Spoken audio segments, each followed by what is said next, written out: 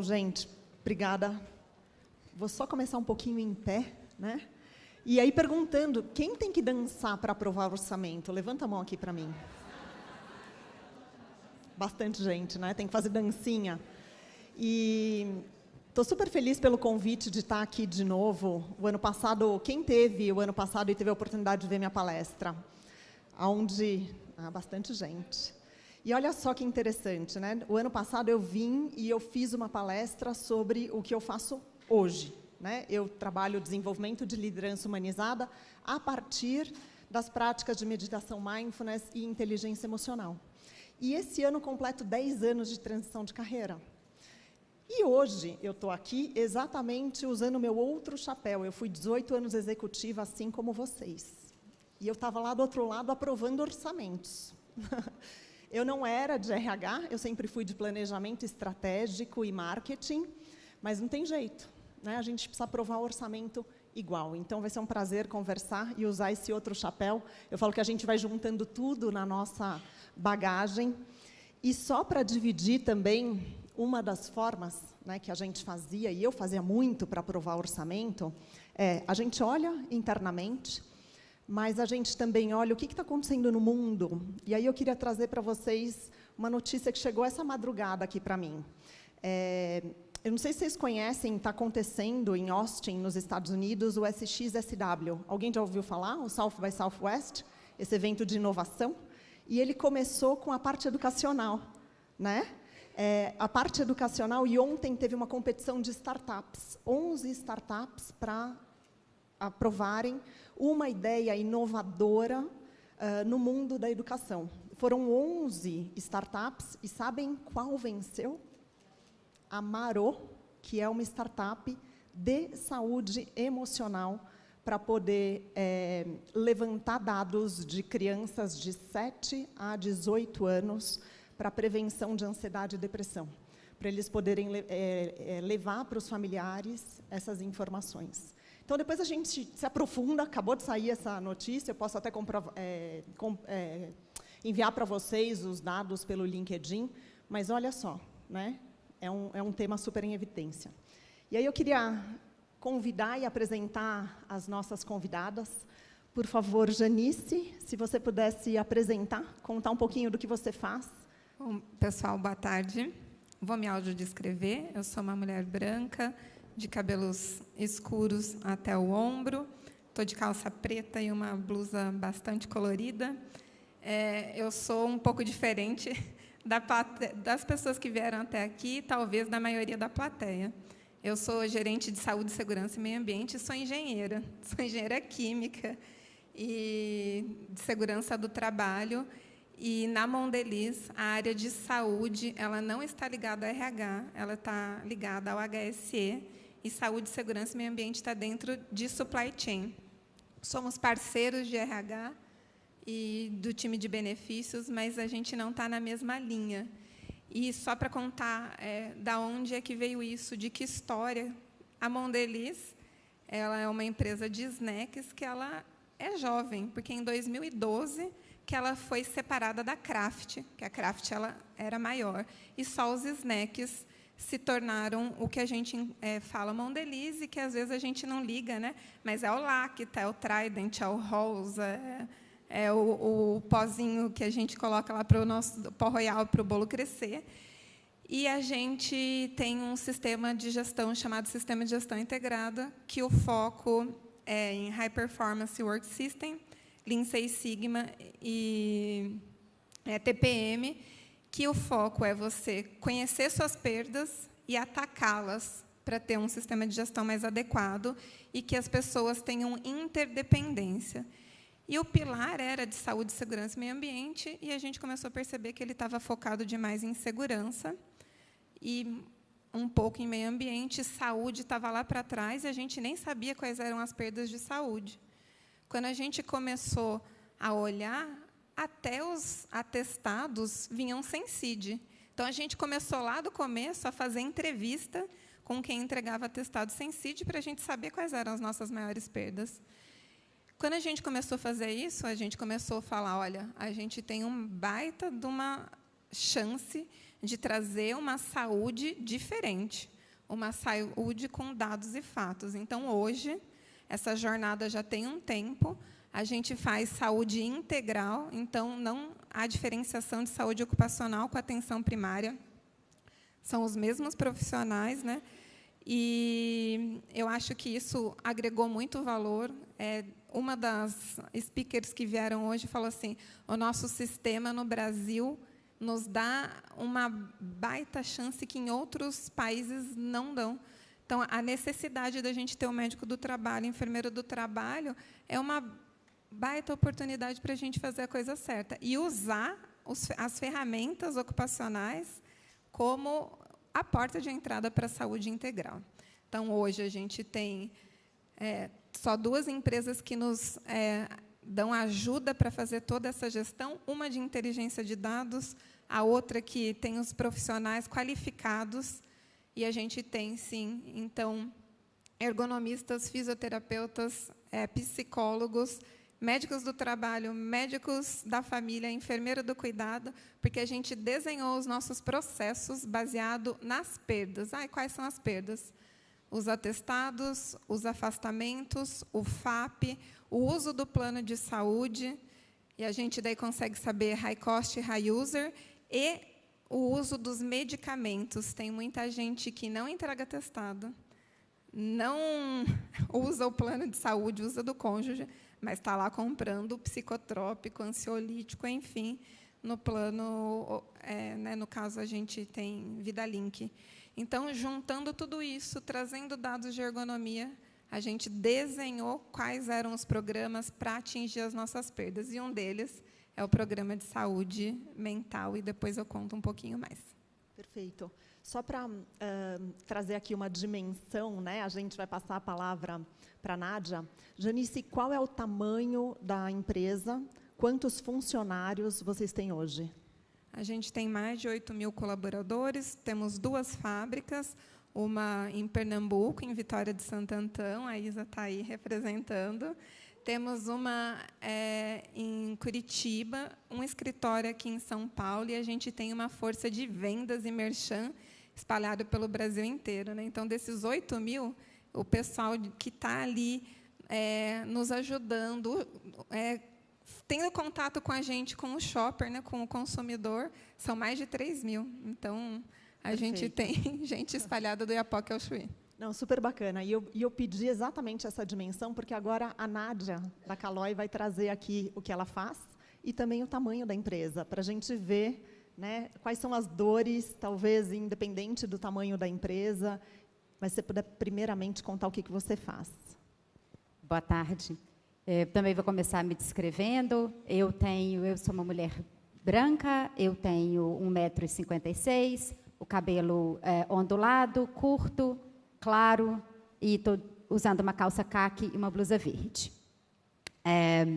Realmente é interessante ver a comparação, porque a Caloi é uma organização que tem uma marca enorme, maravilhosa, que está no coração da maioria de nós, com uma memória emocional muito forte, mas é uma organização de um porte bem menor do que várias outras organizações que vieram conversar com vocês, inclusive do que a Mondelez. Atualmente, a gente tem aproximadamente 480 funcionários, temos uma fábrica em Manaus e o escritório corporativo aqui em São Paulo, e os vendedores espalhados pelo Brasil.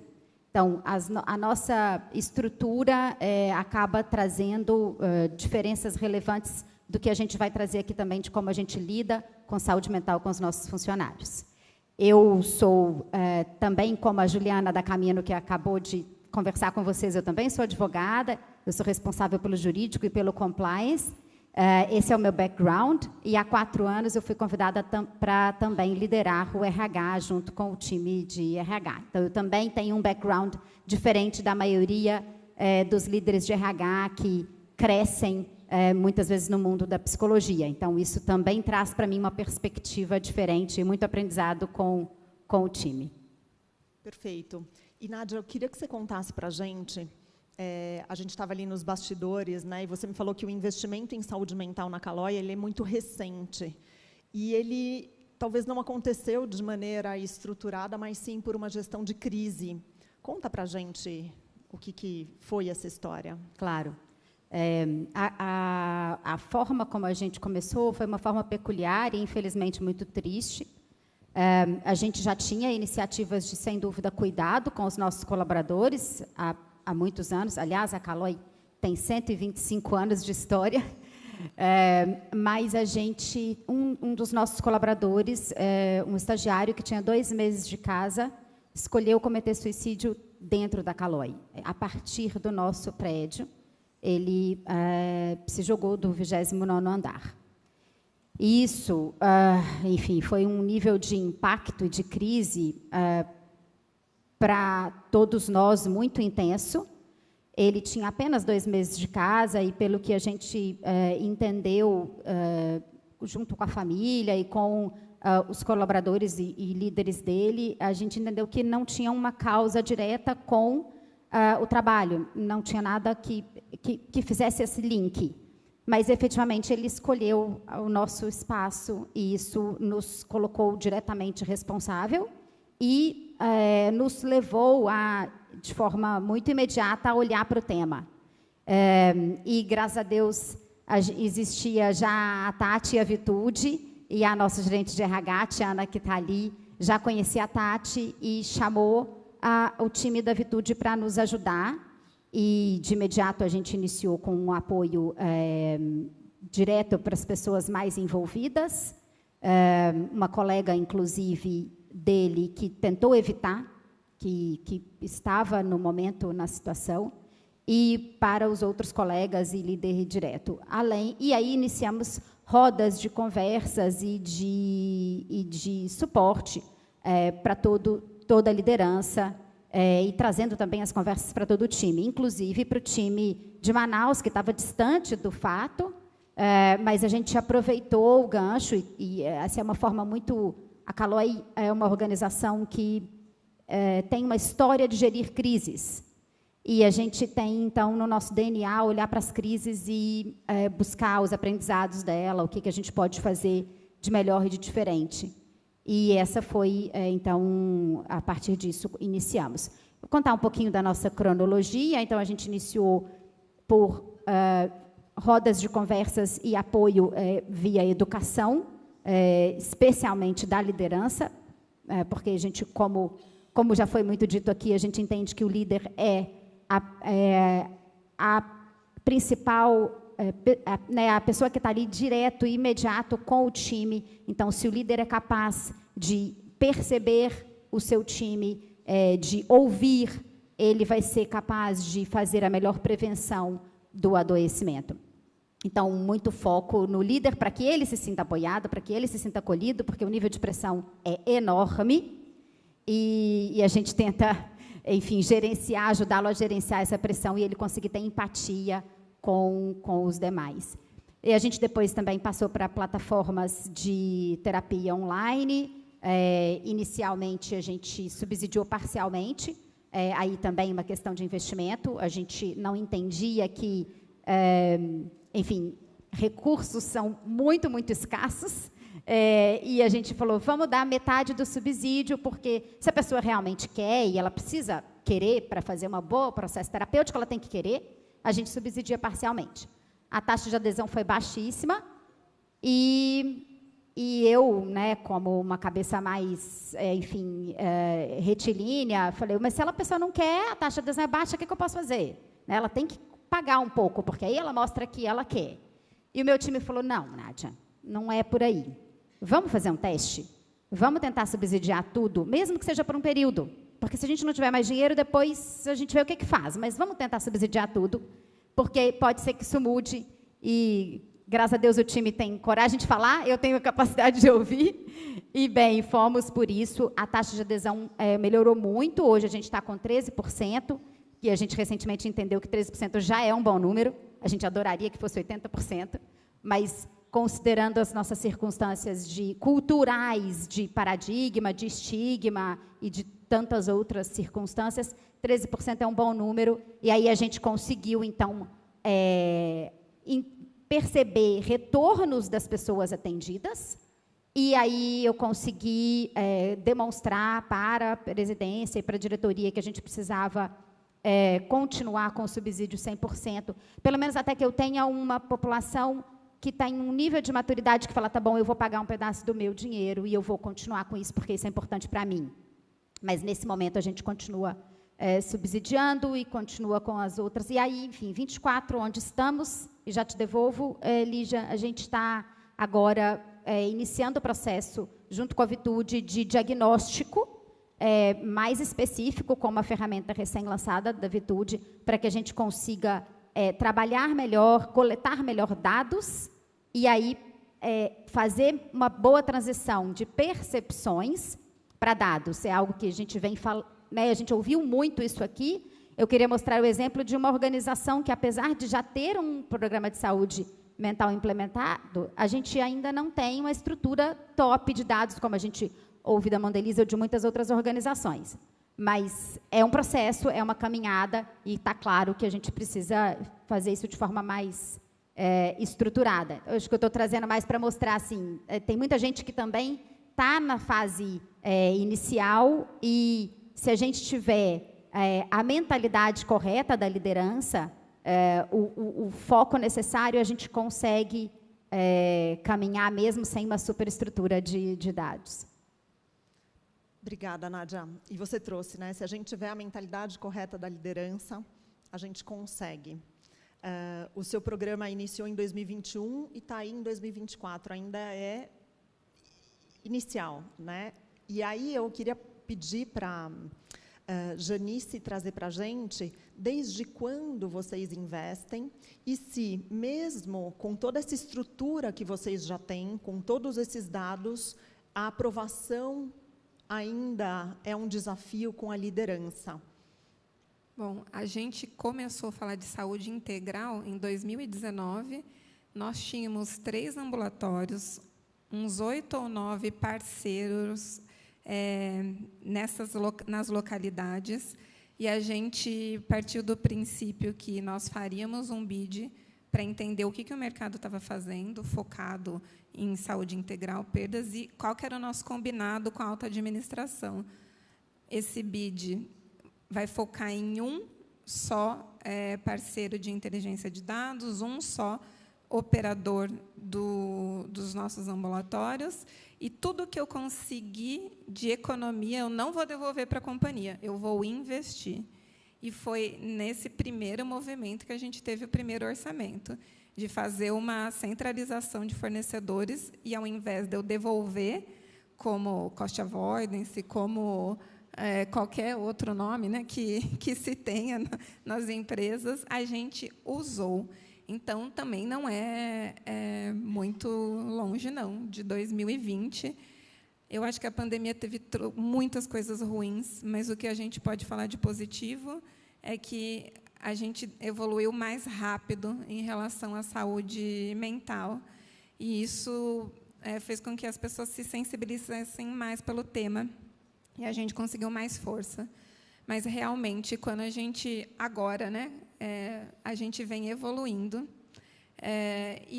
quando a gente começou, a gente tinha X horas de psicólogo, hoje eu já dobrei em relação ao que eu tinha, e não foi, a dificuldade para conseguir isso foi 0, porque o nosso programa, a partir do ano passado, a gente já consegue mostrar que tem mais de 200% de ROI. Falando de saúde mental, as pessoas que são cuidadas internamente por esses profissionais multifuncionais, né? A gente tem os psicólogos, a gente tem a analista de saúde, que também a Thay está aí, que faz suporte social, a doutora Celi, que é médica do trabalho.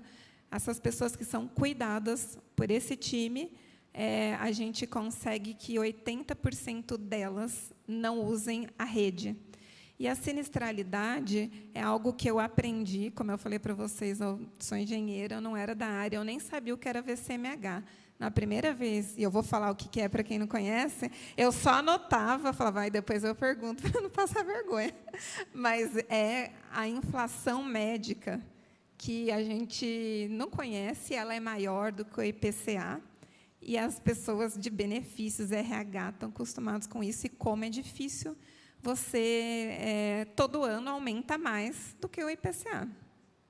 E hoje a gente consegue, com todos esses programas, e a gente tem outros programas que, de novo, né, baseado em perdas. Então, a gente tem o exame preventivo, a gente tem elencado uma quantidade de exames que o médico do trabalho ou o médico da família indica para que eles façam, não é obrigatório, mas sem copay. E, então, isso ajuda muito, né? O próprio médico pode ajudar a entregar. E, assim, quando a gente fala de custo, a gente precisa calçar o sapato que a gente, numa organização do tamanho da nossa, a gente tem desde o promotor até o CEO, e, sim, pagar a coparticipação de um exame pode fazer a diferença no salário de quem é operador, de quem é promotor. Quando a gente tira essa, né, a gente isenta, faz diferença. O programa oncológico também, a gente tirou os preventivos oncológicos, a gente não cobra copay, e a gente fez um programa de crônicos, porque lembra que, de novo, né, eu vou falar assim, essa menina é chata, só fala dos dados, mas como a gente fala em perdas, quando a gente fala em high user, são as pessoas que usam o plano de saúde de uma maneira, às vezes, descontrolada, perdida na rede, ou porque tem um problema crônico. Ou o high cost, que o uso lá é muito caro, por exemplo, um oncológico que já está lá num nível mais avançado. Então, a gente quer fazer o que a gente quer prevenir. E, nesse programa que a gente tem de crônicos, depressão, transtorno de ansiedade, mais 2 ou 3 CIDs, eles são considerados um problema crônico, e o colaborador tem 95% de reembolso do medicamento, desde que ele acompanhe com o nosso time. Então, é uma contrapartida, né? A gente cuida, ele é cuidado, e isso traz um resultado importante, porque, quando eu falo para vocês que daí 80% das pessoas cuidadas internamente no programa de saúde mental não vão para a rede.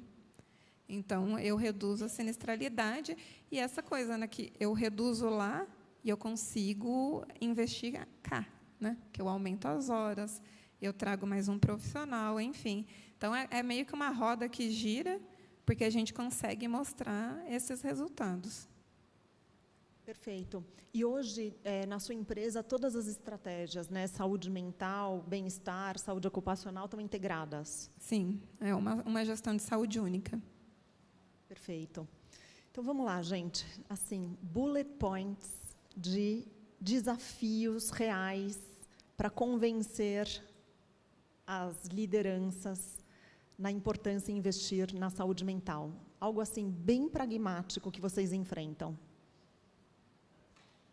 Talvez o que eu tenha para complementar aqui é um pouco a estratégia que eu venho usando para o convencimento. Porque, bem, numa organização, a gente faz parte de uma indústria em crise. E a indústria de bicicleta é uma indústria que é cíclica. Ela está sempre passando por crises. A demanda de bicicleta é uma demanda muito instável, e a estrutura de produção é uma estrutura bastante complexa, mas que acaba gerando sempre crises. É quase que uma roda de bicicleta que tem hora que está em cima, tem hora que está embaixo. É assim. A Caloi tem 125 anos assim. Então, a gente tem certeza que isso vai, não tem muita perspectiva diferente. Isso significa que a nossa gestão de recurso é muito controlada. Então, cada centavo é controlado. Qualquer tipo de investimento é muito difícil de ser decidido fazer. Se eu faço um investimento aqui, eu tenho que tirar de lá. Se eu faço de cá, eu tenho que tirar de cá. Dentro desse cenário, eu precisei usar estratégias para convencer de que faz sentido investir em saúde mental e, enfim, todos os investimentos que a gente precisa. E aí, não só diretamente no programa de plataforma de terapia online ou em profissionais, efetivamente, que vão cuidar, mas no desenvolvimento dos líderes. Desenvolvimento, efetivamente, apoio, mentoria, capacitação do líder para que o líder se conheça melhor, se perceba melhor e, a partir disso, consiga perceber melhor o outro, ser mais empático, mostrar sua vulnerabilidade, etc. E aí a estratégia foi o que meio que organicamente aconteceu comigo. Eu tenho familiares que sofrem de doenças psíquicas graves, e eu parei para pensar o que as organizações que eles trabalhavam, ou trabalharam, tinha de responsabilidade sobre isso. E eu cheguei à conclusão de que, mesmo que não são responsáveis, porque ambos são doenças genéticas, se a organização os apoia e os acolhe e dá estrutura, eles serão mais produtivos. E quando passaram por algumas que deram, sim, foram mais produtivos. E aí eu comecei a refletir o meu papel, a minha responsabilidade a partir desses casos. E foi assim que eu fui para os outros líderes, para o nosso presidente, para os outros diretores. A gente toma a maioria das decisões bastante colegiada, e nós somos apenas 4 diretores que tomamos decisão. Então, eu fui buscando que eles refletissem sobre casos da família deles, ou amizades, casos próximos, ou mesmo dentro da organização, em como o apoio, o cuidado, o tratamento, ou para prevenção, ou para o cuidado efetivo, o tratamento já de uma doença instalada, é essencial, não só para o bem-estar daquela pessoa, mas para a produção daquela pessoa. E fui fazendo esse link mais, talvez organicamente, com menos dados muito estruturados, mas é o que eu tinha de ferramenta, e no final foi efetivo, tem sido efetivo. Agora, para aumentar, eu preciso de mais dado. Mas foi assim que essa foi a estratégia de convencimento, através da sensibilização, que foi uma coisa que a Janice comentou, e de trazer a liderança para essa consciência. É isso. Qual tem sido a sua estratégia, Janice? Bom, como eu falei, a gente realmente, dados, a gente leva a coisa a sério ali. Então, a gente tem muitos dados. Eu falei de vários dados que a gente pega, do plano de saúde, consumo dos medicamentos, o que a gente recebe de atestado, afastamento, mas a gente também pensou, e antes de tudo isso acontecer? Então, a gente começou a fazer uma autoavaliação de saúde emocional, que a gente linkou ao período do periódico, e 90 dias depois que as pessoas entram na companhia. Daí falam, Janice, mas por que não faz isso quando as pessoas começam? Porque o tema é muito tabu, e as pessoas tendem a não falar que não estão bem, e vão responder o que não é realidade. Então, a gente espera os 90 dias. A doutora Celi está aqui, a gente sempre fala que, quando a gente descobre que alguém tem alguma coisa e que, enfim, não passou por esse preventivo, da gente fazer essa busca ativa, vai olhar lá no exame admissional, nunca ninguém tem nada. E, quando você vai conversar, a pessoa fala, eu sabia que eu tinha, mas eu não tive coragem de falar. E isso, gente, infelizmente, é comum. A gente tem que falar as coisas como elas são. Então, a gente faz esse questionário, são 2 questionários, e uma coisa, se eu puder dar uma dica, a gente use questionários que sejam validados cientificamente no Brasil. Isso é super importante, e um deles mede sofrimento emocional. As pessoas que estão em sofrimento emocional alto, elas recebem uma busca ativa das psicólogas. Aquelas que estão em sofrimento emocional médio, a gente oferece um pacote, a gente tem um aplicativo de mercado que é autodesenvolvimento e autocuidado, que realmente faz bastante diferença. E isso vem sendo muito positivo. E não sei se alguém aqui também trabalha em multinacional americano. Americano, eles gostam de ser bastante disruptivos em relação à meta. Hoje, a gente tem uns 45% das pessoas fazendo essa avaliação de saúde emocional. Nossa meta é chegar a 95% até o final do ano. Nossa mesmo, nem sei. A gente está ralando para ter ideia, para conseguir isso, para a gente ter inferência estatística, para saber como está um todo, e para a gente aumentar essas buscas ativas individuais, falando de cada um. E o outro indicador, outro questionário traz o indicador focado em vigor, dedicação e concentração. Ou seja, tudo aquilo que a gente ouviu hoje, por exemplo, que pode ajudar a gente, como empresa, perceber que uma área possa estar doente e buscar o RH e falar assim, olha, a BP de RH, a área X aqui, tem muita gente que está com essa escala baixa, muito baixa. Precisa saber o que está acontecendo. E a gente também colocou uma coisa muito diferente para as psicólogas do time, dentro do sistema que a gente usa SOC, tudo tem que ser registrado quando faz a consulta, e eu pedi para incluir lá causas possíveis. Então, elas precisam fazer isso, que a gente daí tem um diagnóstico de quando elas cuidam, quais são as causas mais comuns. E, quando a gente olha essas causas mais comuns, o que a gente pode fazer preventivamente? O que a gente pode ajudar? Porque saúde mental é multifatorial, a gente tem pessoas em todas as regiões, o cultural dá uma diferença enorme, a gente tem que cuidar disso. E, por exemplo, quando eu olho o time de merchandisers, as maiores vozes das causas que as nossas psicólogas trazem são relacionadas à desestruturação familiar, separação, luto, falta de dinheiro, e não é uma falta, né? É aquela coisa realmente da bola de neve que traz sofrimento emocional. Então, no nosso EAP, né, que é aquela consultoria de atenção primária, a gente tem consultoria financeira. Então, a psicóloga, ela indica, olha, você precisa de uma consultoria financeira, porque ninguém... Gente, nós tivemos uma palestra sobre isso, e o cara disse que uma pessoa tinha 28 cartões de crédito.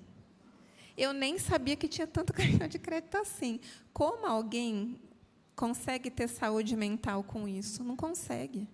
Então, a gente também está fazendo isso. Quando a gente mostra todo esse panorama, e sendo, de novo, muito realista, que todo esse investimento traz resultado, é muito mais fácil a gente conseguir investimentos, né? Então, a gente chegou nesse caminho de mostrar o ROI. Antes era mais suado, agora a gente consegue mostrar. Então, não precisa de um longo prazo, né? Se olhar Sim. a nossa história, médio prazo, a gente já consegue ter resultados robustos, que são bastante fáceis de convencer quem entende que o negócio precisa ser sustentável, né? Vamos falar assim. Perfeito. Eu queria só puxar um gancho aqui rapidinho. Essa questão do diagnóstico da causa do sofrimento, né? A gente viveu isso também na nossa fábrica e ficou muito claro que a questão financeira era uma causa bem presente nas principais queixas e nos principais adoecimentos ou um nível de estresse ou de ansiedade muito alto. E a gente também foi buscar parcerias com até os nossos parceiros de crédito, cooperativas de crédito, para a educação financeira do time. Fizemos rodas em times menores para trabalhar isso. E, no final, como também fazemos parte... o mesmo grupo faz parte do Comitê de Ética. No Comitê de Ética, a gente estava identificando a agiotagem, e a agiotagem como um fator forte de aumento da pressão dentro do time, e aí a gente resolveu do ponto de vista ético e do ponto de vista de educação financeira, reduziram muitos os casos enfim, queixas mais fortes e mais graves. Perfeito, obrigada. É muito interessante o que vocês trouxeram, né? E eu fiz questão de trazer aqui que dimensão de empresas elas têm dores similares, porque lá no fundo a gente está falando de indivíduos, de seres humanos que têm as mesmas dores, né? Sejam físicas ou emocionais, e o quanto é preciso a gente ser humano antes de ser líder, né? Que é muito do que eu trago. Então, eu queria só uma mensagem final aqui para Janice, aqui para quem está iniciando esse processo. Bom, pessoal, Eu vou ser muito rápida, que eu vi a plaquinha ali, aqui está uma, tempo esgotado, já veio, tá? Eu acho que assim, a gente tem que conversar, a gente tem que fazer bench, a gente tem que participar desses eventos para ter insights, né? Não é porque a gente já evoluiu, né? Tem um monte de coisa anotada para a gente fazer depois, e assim, é a gente realmente colocar em prática, perguntar, procurar, e que eu acho que tem solução para todos os tamanhos e dores diferentes, respeitar, entender, colocar, né, o sapato alheio de todas as funções. E eu estou à disposição, quem quiser. O bom de ser HSE, que eu falo sempre que não existe concorrência, né? A gente está sempre para o bem do outro, então eu fico à disposição, quem quiser falar comigo depois. Acho que a minha questão é mais foco no líder, assim, o cuidado com a liderança. E não é foco na cobrança dele, tá bom, agora você tem que diagnosticar, identificar e apoiar o seu time, ponto final. Ele precisa também ser apoiado. E aí olhar muito para a coisa mais sistêmica, mais macro, de onde vêm as principais tensões e o estresse dele. E como é que a gente ajuda ele a lidar melhor com o estresse, com a pressão, porque ela não vai embora, mas como que ele, através de autoconhecimento, de 1000 ferramentas e de 1000 apoios externos, como o que a Lígia faz, como que ajuda o líder a lidar melhor, e assim ele ajuda melhor o outro, porque os líderes são, em geral, boas pessoas. Na média, eles querem ajudar o outro, então, essa é a minha dica. Meninas, super obrigada.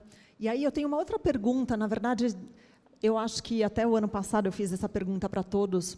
Eu falo, levanta a mão aqui quem conhece alguém que sofre emocionalmente ou que tem alguma questão ou algum familiar que passou por algum momento de dificuldade relacionada à saúde mental. Levanta a mão.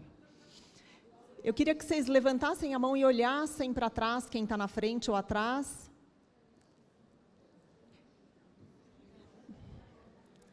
Então, a próxima vez que vocês tiverem, seja que aprovar algum orçamento ou conversar com os gestores, e aqui eu falo que líder não é aquele que lidera pessoas, é aquele que lidera projetos, mas principalmente aquele que é capaz de liderar a própria vida. Vocês façam a mesma pergunta, porque se a gente não for capaz de olhar que o sofrimento está do nosso lado, e inclusive somos nós, a gente não vai ser capaz de, em nenhum momento, ter alta performance ou mediocridade, como foi dito ontem. Obrigada, gente.